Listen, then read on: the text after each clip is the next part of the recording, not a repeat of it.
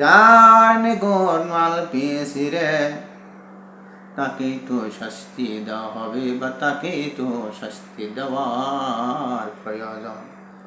আর যার নিকট মাল পাই নাই, তাকে কেমন করে শাস্তি দিব? সুবহানাল্লাহ। এটা তো ইউসুফের কথা নয়, এটা তো ইউসুফের মন গড়া কথা নয়, এটা হলো স্বয়ং আল্লাহ রাব্বুল আলামিনের কথা। সুবহানাল্লাহ। যে ইউসুফ আলাইহিস সালাম বলেন, না এটা হয় না, এটা হতে পারে না, যে দোষ করছে একজন, শাস্তি দিব আরেকজনকে, বা একজন অন্যায় করেছে, সাজা পাবে অন্যজন, এটা হতে পারে না রে। আমি মিশরের বাদশা হই এটা কখনো করতে পারবো না। কেননা আল্লাহ রাব্বুল আলামিনের বিধানের মধ্যে এইরকম নাই যে একজন অন্যায় করেছে আর একজন অন্যায় করে নাই, অন্যায় করে সাজা পাবে না আর অন্যায় না করে সাজা পাবে, এটা তো আল্লাহর বিধানের মধ্যে নাই। এই জন্য আল্লাহ রাব্বুল আলামিন বলেন, ইল্লা মান ওয়াজাদনা মাতাআনা ইনদাহু ইন্না ইযাল্লা যালিমুন। ইউসুফ আলাইহিস সালাম বলেন, আমি যদি এটা করি যে একজন অন্যায় করেছে আর একজনকে সাজা দেব, যে অন্যায় করে নাই তাকে সাজা দেব, তাহলে আমি জালিমদের কাতার বন্দী হয়ে যাব। সুবহানাল্লাহ।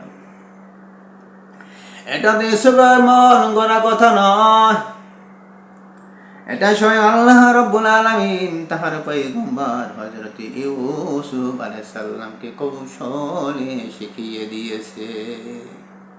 আর এখনকার বাদশাগণেরা মনে যা চা তাই করে বসে, মনের মধ্যে চাইলো এখানে এইটা করবো, এইটা করে বসলো, মনে চাইলো ওইটা করবো, ওইটা করে বসলো, কিন্তু বিবেকের মধ্যে জিজ্ঞাসা করলো না বিবেককে যে আমি যে এইটা করতেছি, আমাকে তো দেশের জনগণের কাছে কৈফিয়ত দিতে হবে, জবাব দিতে হবে এর জন্য যে আমি এটা কেন করলাম বা করলাম, আমি তো তাদেরকে জিজ্ঞাসা করি নাই।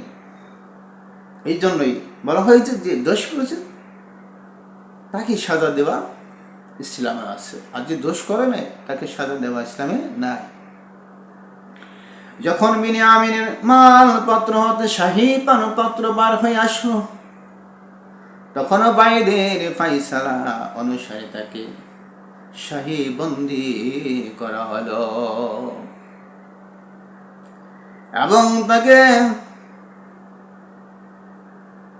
কি করা হলো, বিনিয়ামিনকে ইউসুফ আলাইহিস সালামের কর্মচারীগণেরা আটকে ফেললো, বন্দী করে ফেললো। তারা মিশরী আজিজকে ইউসুফ আলাইহিস সালামের কাছে সুপারিশ করতে লাগলো এবং করুণাময় অবস্থায়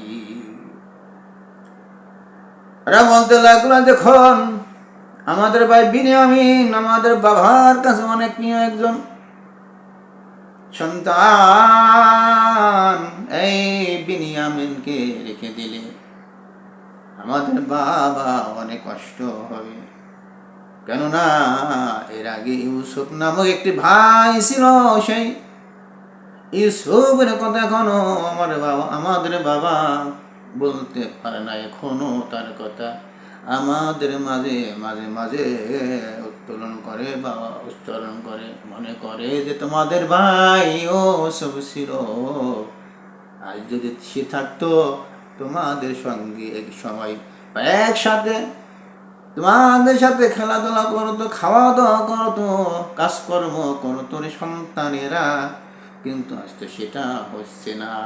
এই কথাই বিনিয়ামিনের ভাইয়েরা পরবর্তী সময় মিশরের বাদশা আজিজের কাছে ধরে তুলছে। ভাইয়েরা আমার, আল্লাহ রাব্বুল আলামিন এই কৌশলটি যখন ইউসুফ আলাইহিস সালামকে শিখাইয়া দিলেন, ইউসুফ আলাইহিস সালাম আল্লাহ তাআলার কৌশল অনুযায়ী কর্ম বা কাজ করে গেল আল্লাহ তাআলা যেমনে শিখাইয়া দিল ওই রকম করে ইউসুফ কাজ করে গেল। সেই কাজের বিনিময় দেখা গেল একসময় বিনিয়ামিনকে তার কাছে রেখে দিল। এরপরে আল্লাহ রাব্বুল আলামিন বলেন, ফাখাযু আহাদানা মাকানাহু, সুতরাং মেহেরবানি করে আমাদের একজনকে তার স্থলে রেখে দিন, তাকে ছেড়ে দিন, আমাদের অন্যান্য ভাইদের কাছ থেকে ঠিক একজন আপনি আটকিয়ে রাখুন, বন্দি করে রাখুন, তবু আমাদের ভাই বিনিয়ামিনকে আপনি ছেড়ে দিন, একে নিয়ে আমাদের বাবার কাছে আমার অন্যান্য ভাইয়েরা যায় পৌঁছায়। এরপরে আল্লাহ রাব্বুল আলামিন বলেন, মাআযাল্লাহি আন্না খুযা ইল্লা মান ওয়াজাদনা মাতাআনা ইনদাহু। ইউসুফ আলাইহিস সালাম বলেন, না, এটা কি করে আমার দ্বারা সম্ভব? এটা সম্ভব হতে পারে না রে। ওই কথাই যে দোষ করছে একজন, সাজা দিব আরেকজনকে, এটা হতে পারে না, হতে পারে না।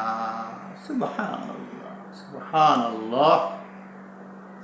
আল্লাহ রাব্বুল আলামিন বলেন, বান্দা, তোমরা যদি আমি আল্লাহর পক্ষে থাকো, আমি আল্লাহর কথা মতো চলো, তোমাদের জীবন যাপন করো, তাহলে তোমাদের কোনো ভয় নেই। লা তাখাফ, কোনো ভয় করিও না। আল্লাহ রাব্বুল আলামিন বলেন, যারা দুনিয়ার জমিনে আমি আল্লাহকে ভয় করেছে রে, আমি আল্লাহর আদেশ পালন করেছে, আমার দ্বীনকে কায়েম করেছে, আমার কোরআনের প্রচার করেছে, নবীগণের কথা মতো জীবন যাপন করেছে, উলামাইদের কথা মতো তারা জীবন যাপন করেছে।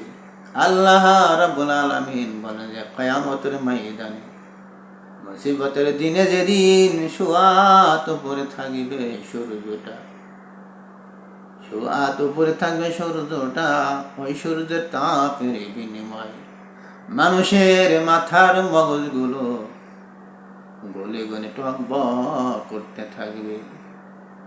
আল্লাহ রাব্বুল আলামিন বলেন, বান্দা, ওই সময়, ওই কঠিন সময় তোমাদের কোনো ভয় থাকবে না, কোনো চিন্তা করতে হবে না। কেননা তোমরা তো আমি আল্লাহর কথা পালন করেছো, আমি আল্লাহর কথা শুনেছো, আমার নবীগণের কথা মতো জীবন যাপন করছো, অতএব তোমাদের কোনো ভয় নাই। লা তাখাফ, আজ এই হাসরের ময়দানে তোমাদের কোনো টেনশন করতে হবে না। আমি আল্লাহ রাব্বুল আলামিন আমার নিজের তরফ থেকে তোমাদের জন্য ইহসানের ব্যবস্থা করে দিব। সুবহানাল্লাহ।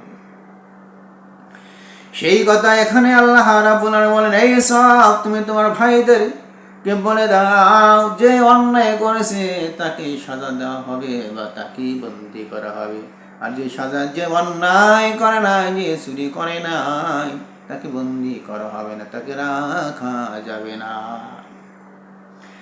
ব্যাখ্যা এসেছে যে লোকটি বলেছিল, ইউসুফ আলাইহিস সালাম ওই বিনিয়ামিনকে বাদে আরো 9 জন ভাই ছিল। 9 জন ভাইয়ের মধ্যে যে ভাইটি বলেছিল, মিশরী আজিজ, আমাদের ভাই বিনিয়ামিনকে বদলে আমাকে রেখে দিন, ওই ব্যক্তির কথা এখানে আসিয়েছে। ওই ব্যক্তির নাম ছিল রবিল, বড় ভাই। এই বড় ভাই বলতে লাগলো, হে মিশরের বাদশাহ, এই বিনিয়ামিনের পরিবর্তে আমি রবিলকে আপনি রেখে দিন, তারপরেও বিনিয়ামিনকে ছেড়ে দিন, কেননা আমরা আমাদের বাবার কাছে ওয়াদা করে আসিয়েছি। কিন্তু আল্লাহ রাব্বুল আলামিন বলেন, ফালাম্মা আস্তায়াসু মিনহু খালাসু। আল্লাহ রাব্বুল আলামিন বলেন, এই ইউসুফ, তোমার ভাইদেরকে বলে দাও না, যাই অন্যায় করবে তাকে সাজা দেওয়া হবে। যখন তারা তার নিকট এইরকম করে পূর্ণভাবে নিরাশ হয়ে গেল, যে দেখলো যে এখন কোনো কাজই হলো না, নিঃশ্বের বাসটা ছাড়বো না, দেখলো যে আমাদের কথার কোনো কাজই আসলো না, তখন তারা অন্য অন্য ভাইদের সঙ্গে অন্য এক জায়গায় গিয়ে বুদ্ধি পরামর্শ করতে লাগলো, যে নির্জনায় গিয়ে পরামর্শ করতে লাগলো। ওদের মধ্যে যেই ব্যক্তি বয়োজ্যেষ্ঠ ব্যক্তি ছিল, সে বলল, তোমরা কি করো? তোমরা কি জানো না যে তোমাদের পিতা বা মাদের পিতার নিকট হইতে আমরা আল্লাহর নামে ওয়াদা করে এসেছিলাম, এখন যে তোমরা মিশরের থেকে কেনানে চলে যাবা বাবার নিকটে, ওখানে গিয়া তোমরা বাবাকে কি জবাব দিবা? আল্লাহ তাআলা বলে, আলাম তা'লামু আন্না আবাকুম কদ আখাযা আলাইকুম মাওসিকাম মিনাল্লাহ